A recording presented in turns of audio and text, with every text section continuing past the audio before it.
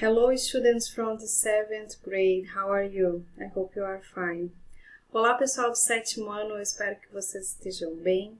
Hoje nós vamos dar continuidade nas nossas aulas e fazer uma revisão de alguns tópicos também da Unit 2, ok? Vamos lá.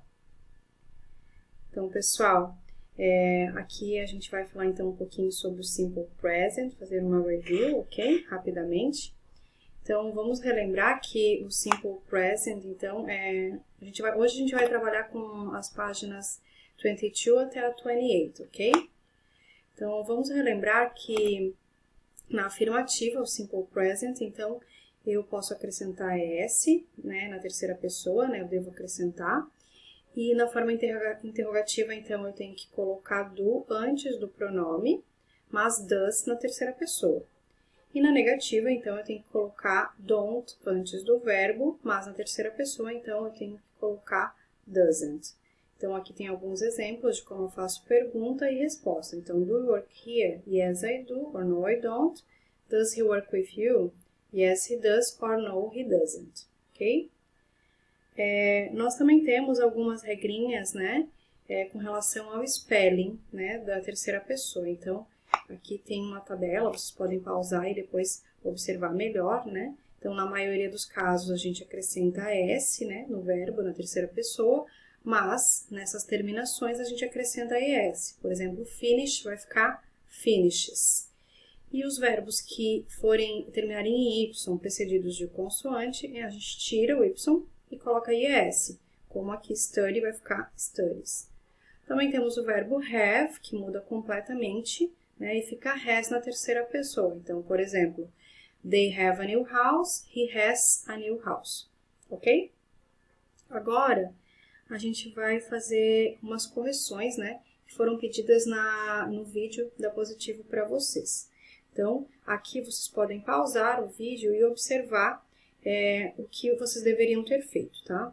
A number one, vocês deveriam, então, tirar a palavra que não daria certo nessa frase. Então, por exemplo, a wrong one. Por exemplo, aqui na letter A seria go, porque Simon é a terceira pessoa, então ficaria correto goes to exhibition or doesn't go. A number two, vocês deveriam reescrever de acordo com o sinal entre parênteses, usando a negativa ou a interrogativa. Então, por exemplo, a letter A, Laís and Jessica read sci-fi books. Laís and Jessica don't read sci-fi books.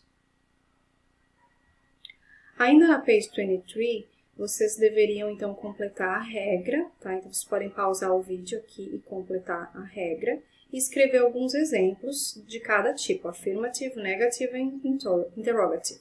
Então, aqui também eu vou deixar os exemplos, vocês podem depois conferir ou escrever os de vocês. Também foi solicitado que vocês realizassem algumas atividades, né, da page do Challenge Yourself, a page 29. Então, aqui vocês podem pausar e fazer a conferência dessas atividades. Além do number 1 e do number 2, também foi solicitado que vocês fizessem o number 3 e o number 4, tá? Então, a number 3 de marcar a resposta correta e a number 4, rewrite in the negative. Também vocês podem pausar e fazer a conferência. Agora, a gente vai falar um pouquinho sobre alguns assuntos novos da apostila de vocês. Então, lá na page 24, por exemplo, a gente tem o uso de something and anything. Então, we use something and anything to refer to unspecified things. Então, o something e o anything significa algum ou nenhum, alguma coisa, nenhuma coisa, dependendo do contexto.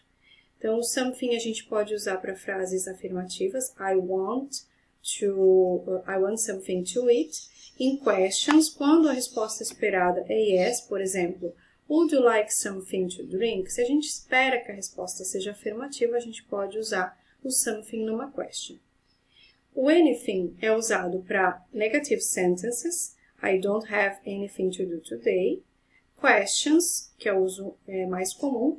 Do you want anything different for dinner? Ok? E em affirmative sentences, tá? Quando a gente espera, quando a resposta pode ser qualquer coisa. Então, por exemplo, yes, it can be anything. Então, se eu perguntei, do you want anything different for dinner? Yes, it can be anything. Depois vocês podem complementar a regra lá na page 24 sobre o uso de something and anything. Agora a gente vai dar uma olhada na page 25. Na page 25 a gente tem the five senses, tá? Então tem uma parte de vocabulário lá. Então, por exemplo, hearing, que é ouvir, smell, cheirar, ou, né, o sentido de cheirar, touch, tocar, vision or sight, né? E taste, que é degustar ou sentir o gosto.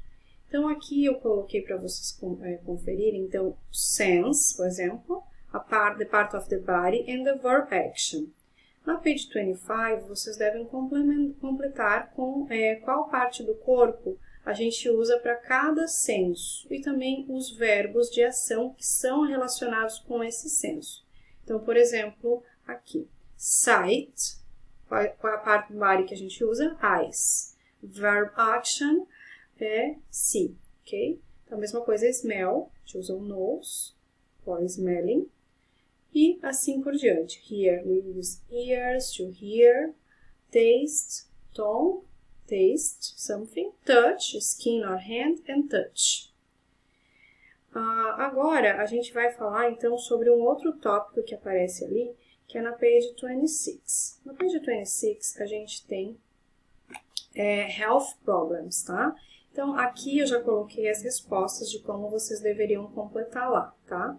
Então, por exemplo, essa imagem representa blocked nose, essa imagem sore throat, essa headache, flu, cough, backache, fever, cold, stomachache, toothache and earache.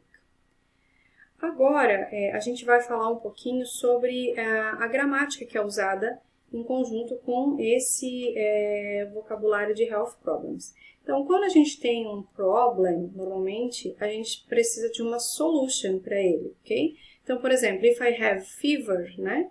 Como é que eu posso aconselhar alguém a tomar remédios, por exemplo, né? Então, eu gostaria que vocês olhassem na page 27, tá? E lá vai ter, então, advice with should. Advice significa conselho, tá? E o should é um verbo modal que a gente usa em inglês para dar conselhos. Então, quando eu quero dar conselhos para alguém, eu posso dizer assim, I have a fever, por exemplo. You should take medicines. Então, a gente vai usar o should para dar conselhos, que significaria você deveria fazer algo, ok? Então, we use should for giving advices, para dar conselhos. O should ele é usado em todas as pessoas, inclusive com he, she, it. E o should goes before the verb. Então, ele vai antes do verbo na frase, tá? Então, vamos ver aqui um exemplo. Problem. I have fever. What should I do? Então, ele vai aqui na forma interrogativa como um auxiliar antes do sujeito, ok? Possible solution. You should take some medicines. Então, numa afirmativa, ele vai antes do verbo. E na negativa, que ele também pode ser usado, você pode dizer You shouldn't play outside. Então, você não deveria brincar lá fora se você tem febre, ok? Então, eu posso usar na forma afirmativa, né? Na forma negativa ou em formato de questions, sempre nesse posicionamento na frase. Bom, pessoal, agora a teacher vai pedir para vocês algumas atividades que vocês podem fazer em casa, ok? Depois de assistirem essa aula, tá? Então, eu gostaria que vocês fizessem a page 27, 28 e a 30, ok? Com relação ao uso de should, something and anything. Também eu gostaria que vocês fizessem a page 13 do caderno de atividades e a page 14 e a 15 do caderno de atividades, todas sobre o uso do should, shouldn't, something, anything e também the senses, os 5 sentidos, ok? A número 7 da page 13 é sobre ainda o simple present, mais um pouquinho de revisão para vocês, ok? Bom, pessoal, eu gostaria de agradecer pela atenção de vocês. So, thank you for your attention and we see each other soon. Bye, bye!